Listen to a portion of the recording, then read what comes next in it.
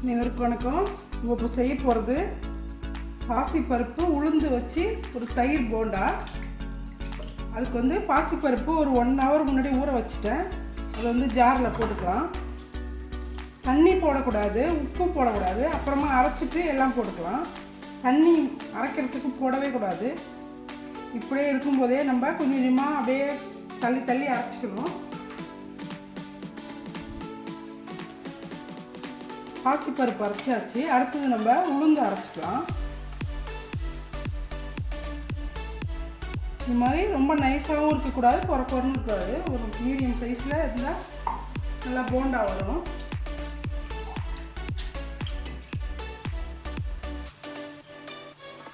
பாருங்கள், உளுந்தும் உப்பு போடாமல் தான் இப்போ அரைக்க போகிறோம். இதையும் அரைச்சி எடுத்துகிட்டு வந்துடுறேன். இதில் நம்ம அரைச்சிட்டு வந்த உளுந்தையும் போட்டுக்கலாம். தண்ணி போடாததால கொஞ்சம் திக்காக இருக்குது. இப்போ ரெண்டையும் போட்டு நல்லா மிக்ஸ் பண்ணணும்.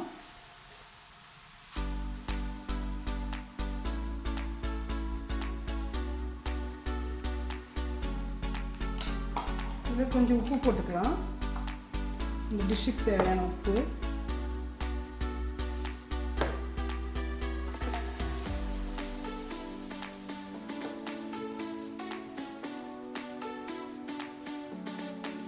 இதில் கொஞ்சம் பெருங்காயம் போட்டுக்கலாம். போட்டுட்டு இதை ரெண்டையும் நல்லா அப்படி மிக்ஸ் பண்ணணும்.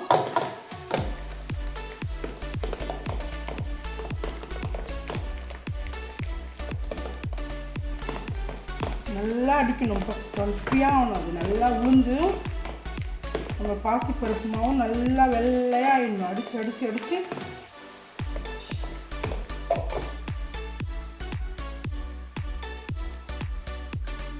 நல்லா இது மாதிரி அடிச்சுட்டு இஞ்சி ஒரு சின்ன துண்டு கட் பண்ணிக்கணும். பச்சை மிளகா 1, கொத்தமல்லி தழை கொஞ்சம் போட்டு நல்லா இதை மிக்ஸ் பண்ணிக்கலாம். இது அப்படியே இருக்கட்டும். சட்னி ரெடி பண்ணிக்கலாம். அதுக்கு கொஞ்சமாக ஒரு ஸ்பூன் அளவுக்கு வேர்க்கடலை, பச்சை மிளகா 1, பூண்டு 2 பல், இஞ்சி ஒரு சின்ன பீஸு, கொத்தமல்லி தழை கொஞ்சம், புதினா ஒரு புடி அளவுக்கு. இதில் கொஞ்சம் உப்பு போட்டுக்கலாம்.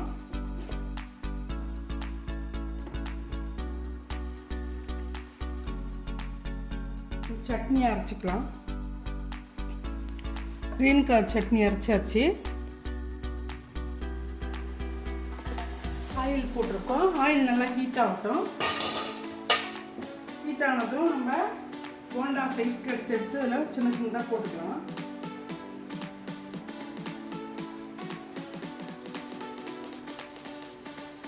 மீடியம் சைஸ் போட்டுக்கோங்க, ரொம்ப பெருசாக போடாதுங்க.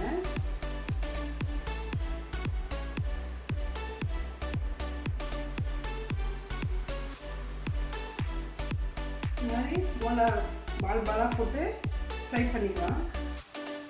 நல்லா நம்ம கையால் அடித்ததால நல்லா புஷ்ஷுன்னு உப்பி வருது பாருங்க போண்டா.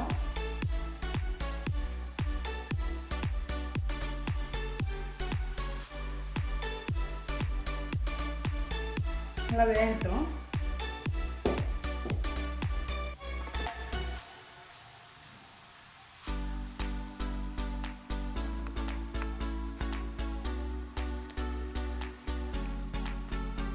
ஒரு சைடு வந்ததும் லைட்டாக திருப்பி விடுங்க.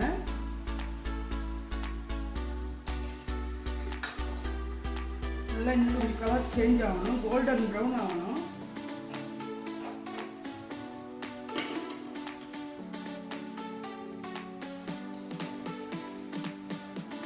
மீடியமாக வச்சுக்கோங்க ஹீட்டு.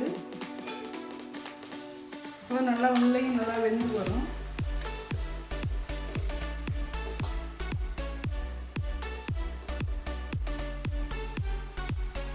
நல்லா அழகாக வேகுது பாருங்க.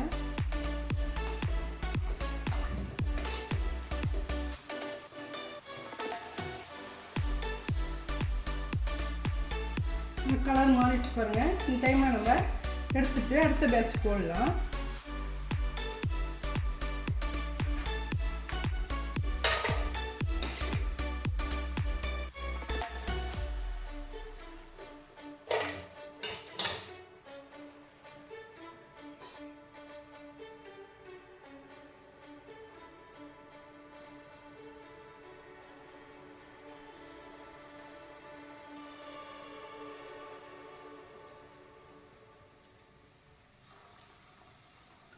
உங்களுக்கு எந்த சைஸ் வேணுனாலும் போட்டுக்கலாம். நான் கொஞ்சம் பெருசாக போடுறப்ப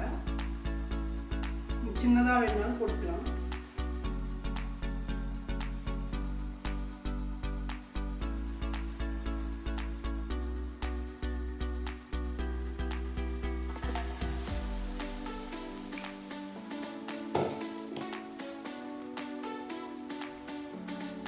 கலர் நல்லா சேஞ்ச் ஆகிடுச்சு பாருங்கள். இந்த டைமில் நம்ம எடுத்துடலாம். எடுத்துட்டு இது கொஞ்சம் வெந்நீரில் போடுங்க. வெந்நீரில் போட்டுட்டு பாருங்கள், ரெடியாக வெந்நீர் எடுத்து வச்சுருக்கேன். இந்த மாதிரி வெந்நீரில் போட்டு ஒரு 2 நிமிஷம் விட்டுட்டு அதுக்கப்புறம் நம்ம தயிரெலாம் போட்டு செட் பண்ணலாம். இது மாதிரி வெந்நீரில் போட்டு கொஞ்ச நேரம் நம்ம அப்படியே விட்டுடலாம். அதுக்கப்புறம் எடுத்து செட் பண்ணலாம்.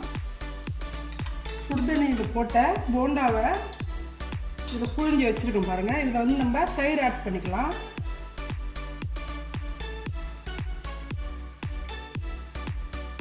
ஃபுல்லாக தயிர் போட்டுட்டு இதுக்கு மேலே வந்து சாட் மசாலா, கொஞ்சம் மிளகாத்தூள், க்ரீன் சட்னி கொஞ்சம், ரெட் சட்னி கொஞ்சம் போட்டுக்கலாம்.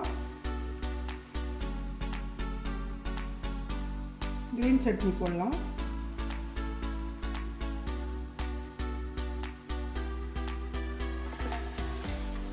கொஞ்சம் ரெட் சட்னி போட்டுக்கலாம். புளி சட்னி இது நல்லா டேஸ்ட்டாக இருக்குது. இதெல்லாம் போட்டால் கொஞ்சம் சாட் மசாலா, கொஞ்சம் மிளகாத்தூள்,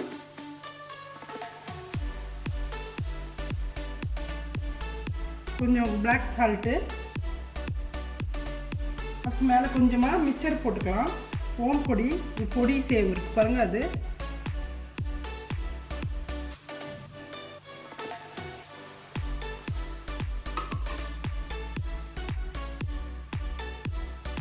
தஹி பல்லா ரெடி ஆயிடுச்சு. இந்த வீடியோ பிடிச்சிருந்தா லைக் பண்ணுங்கள், ஷேர் பண்ணுங்கள், கமெண்ட் பண்ணுங்கள், சப்ஸ்கிரைப் பண்ண மறக்காதீங்க. நன்றி.